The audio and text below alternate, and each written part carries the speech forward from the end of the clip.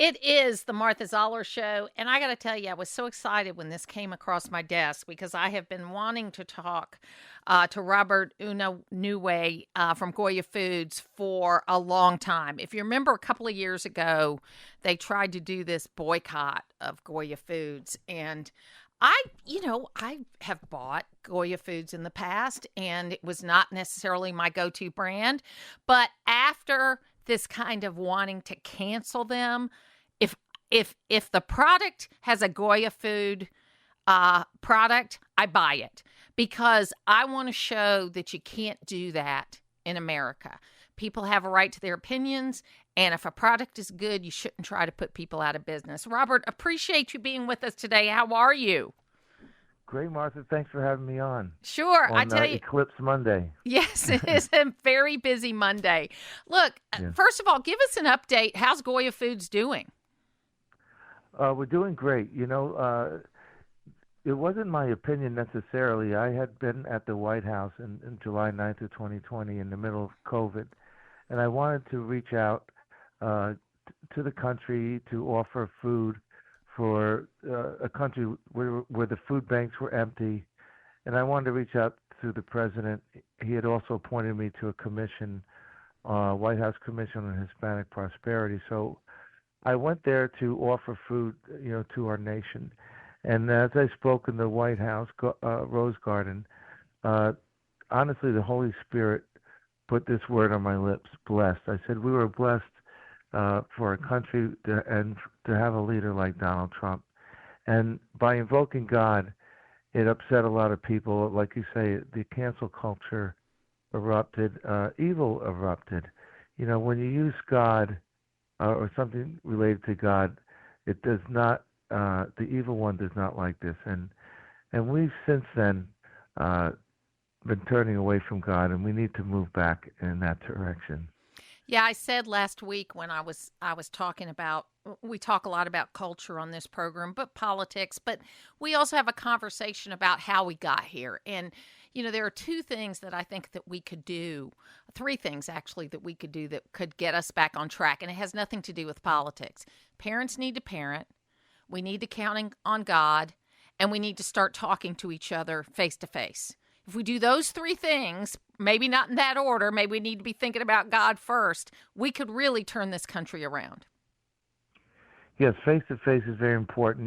We have our faces dug in these phones and selfies, and we're losing track of the person in front of us, and we're not valuing the person in front of us. And this COVID, when that happened during COVID, they attacked our spirit, our reason to get up every day, and we need purpose. And I'm very optimistic that our society and with the Latino community who hold the values of God, family, work, and freedom, we can move this country back toward loving God and loving our neighbor as ourselves. We're too focused on self, and we've run out of letters, we've run out of flags. When we create ourselves in our own image and likeness, we don't give ourselves value. God gives us value, and we need to turn toward our neighbor and and not so focused on ourselves. No, I think you're absolutely right about that. And you've mentioned the Hispanic community a couple of times, and certainly they are the largest minority group in the country, probably one of the fastest growing. And what I think is amazing about this group of people, and everybody should be like this, I jokingly say, why is it white men are the only people that are allowed to have a different point of view? Why is it every other group gets lumped together? But the Latino community is a community that's up for grabs. I mean, it's not necessarily a Democratic community or a Republican community. We have to win their votes. Yes, it's not Democrat or Republican. It's the values and God, family, work, freedom. Myra Flores in Texas, she goes out and campaigns on those values. Her dad used to say, Myra, you're a Democrat. He says, no, Dad, I have these values. I'm a Republican. No, you're a Democrat. At the end of the day, her father went to Myra and said, Myra, I'm a Republican. I hold your values. And she said, why is that, Dad? He said, my party has abandoned me. And they have abandoned uh, us. There's this war on the working class. COVID was a war on the working class. The United States is the largest consumer of trafficking, and the biggest victim is the Latino. We're being exploited, we're being abused. The evil one is at work, and we have to stop being abused. And we're not only abused with trafficking, all of us. We're being abused with an inflation that's out of control. These policies and wars on fossil fuels. This Green New Deal is no deal. It's costing us dearly, and the we're all tired of out of control costs that we have to work harder. 60% of the people in this country don't pay taxes, and some of us pay taxes for others.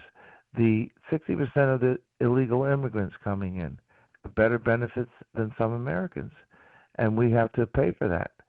The immigrant, my grandfather, built the company along with us, and he came to this country to give, to produce, to survive, and yet now we're corrupting people coming into this country illegally to with handouts that we're all going to pay for, and we're not bringing the best people. Uh, there's gangs in Venezuela, which used to terrorize Venezuela. Now they're terrorizing us. They're attacking police officers in Times Square, killing girls in Georgia, uh, and more things. And it's this Tren de Aragua, it's MS-13, it's this groups coming in from 150 countries that are not here to survive, to look for opportunity. They're here to harm. And we're kind of on red alert lately. I travel a lot and go through these airports. I see a very elevated level of security because we're letting the worst of the worst in. Well, I Young mean, men we who, do. I mean, yeah, this is 21st century slavery, this human trafficking, which is labor trafficking, amen. sex trafficking, human trafficking. It is 21st century slavery. And your point about being on high alert is an important one because what keeps me up at night is that we don't know who's come into our country. Look, the United States of America immigrates legally 1.1 million people a year, and that is more than the rest of the world combined. Okay, we are not anti immigrant, but we have allowed roughly 2.8 million that we know of a year come in for the last 3 years. A million they will admit to of gotaways. But if it's a million gotaways, it could be 3 million gotaways. I don't know what that number is. And you cannot have a country if you do not have a secure border. That's just the bottom line. And to say that we're racist and we're backward and we're all this because we don't want just unfettered immigration is just not a fair statement. Well, Ben Carson said this is the greatest slavery in history, but it's not that we're allowing. We're complicit in this. Tara Lee wrote us last April 26th in 23, testified, before Congress, Health and Human Services, Javier Becerra, that the U.S. is complicit. He criticized his group by saying, "Hey, we need to bring in people faster. There's hundreds of billions of dollars in trafficking, and we're not only allowing it, we're pushing it." And she's saying the U.S. is complicit in this, and we are, because these cartels are not going to make all this money by themselves. They have to be paying off the United States, Mexico, and there's evil behind this. Mm. They're handing these kids, 87,000 kids missing, handed off to sponsors in some of the foster care system to people, and they're making money off of our children. They talk about abortion. Abortion is on the topic today with the president. But, abortion is 39, we're in the womb 39 weeks. And take that aside for a second. because we kill a child in a moment. But when a child is abused, it is a life sentence, and we're not valuing our lives at any point because we don't value life in the womb. We're not going to value life at any point in time for the thousands of weeks that we're alive. And these kids are abused day after day. I just came back from Costa Rica, but you don't have to go to Costa Rica. In this country, kids are being enslaved and sold for sex, for work, for body parts, for blood. And we are not valuing life at any point, and we got to move back to that. It's not the abortion issue here. Look at the shiny object. It's that we don't value life. We don't value each other. Robert Unanue, president of Goya Foods, what do we do? What do we do to change this? Well, we have to elect President Trump.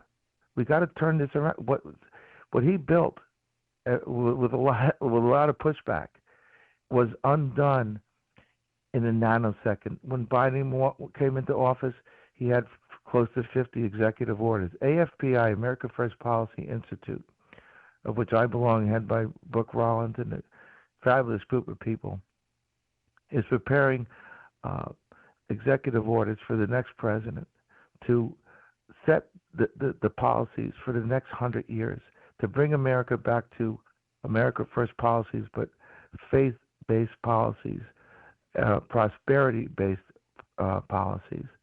And that's what we need to do. And we not only need to elect a president with those values, but the Congress, the Senate, the House, and local. You have people like George Soros affecting politics at a local level, at school boards, at prosecutors. They're destroying our system. We're letting criminals out. There's anarchy. There's anarchy in the streets. So, how important? I think it's extremely important that we not only elect President Trump, but we also have to have a really good vice president because President Trump will only be able to, if he's reelected, serve one term. So it's got to have a very strong vice president that's going to be able to win in 4 years and then have 8 years to make sure these policies stay. President Trump, I believe, wants a vice president that is presidential, and so uh, that's I think is in his wheelhouse. That's what's in his uh, purview. His idea that having a vice president that can step in and be president. Uh, I think that's important to him. Absolutely. Robert Unanue of Goya Foods, thank you so much for being with me today.